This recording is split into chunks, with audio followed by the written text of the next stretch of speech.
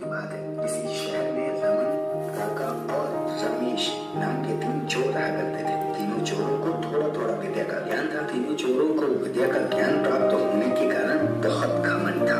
विद्या द्वारा तीनों चोर शहर में बड़े बड़े लोहे की तिजोरियों को तोड़ दिया करते और बैंकों को लूट दिया करते थे। इस तरह तीनों चोरों ने शहर के लोगों की नाक में दम कर रखा था। एक बार तीनों चोरों ने एक बड़े बैंक में डकैती करके सारा माल उड़ा दिया। तब पुलिस को खबर हुई तो वही तीनों चोरों की तलाश जारी हुई, मगर तीनों चोर पास के ही घने जंगल में भाग गए। भागते भागते तीनों चोरों ने देखा कि जंगल में बहुत सी हड्डियां बिखरी पड़ी हुई हैं। रमन ने कहा कि ये तो किसी शेर की हड्डियां हैं, मैं चाहूँ तो सभी हड्डियों को अपनी विद्या के ज्ञान द्वारा जोड़ सकता हूँ। काका को भी विद्या का घमंड था तो अभी बोला, अगर ये शेर की हड्डियां हैं तो मैं भी अपनी विद्या द्वारा शेर की खाल तैयार कर उसमें डाल सकता हूँ इन हड्डियों को। भाई रमन और राका की बात सुनकर अगले को भी घमंड आ गया और उसने घमंडवश कहा, तुम दोनों इतना काम कर सकते हो तो मैं भी अपनी विद्या द्वारा इसमें प्राण डाल सकता हूँ। अब तीनों चोर अपनी अपनी विद्या का प्रयोग करने लगे। कुछ देर बाद एक ने सारी हड्डियां जोड़ दी,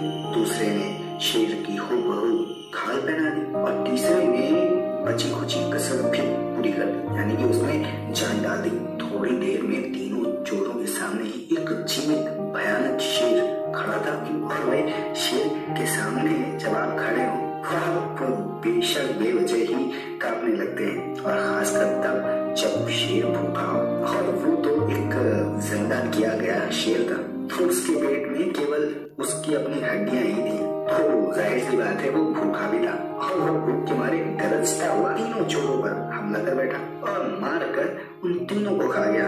और फिर शेर मस्ती से मस्त होकर जंगल में चला गया। मोरल ऑफ द स्टोरी की अगर बात करें तो दोस्तों, इस कहानी से हमें यह शिक्षा मिलती है कि कभी घमंड नहीं करना चाहिए, क्योंकि घमंडी को हमेशा दुख का ही सामना करना पड़ता है।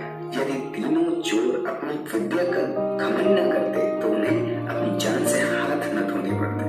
हमें विद्या का प्रयोग सोच समझ कर करना चाहिए। यही आज की स्टोरी थी और इसी स्टोरी के साथ मैं प्रशांत कुमार द्विवेदी आप सभी से लेता हूँ विदा। फिर से मुलाकात होगी हमारी आपके साथ फिर किसी दिन नेक्स्ट वीक। तब तक के लिए सी यू।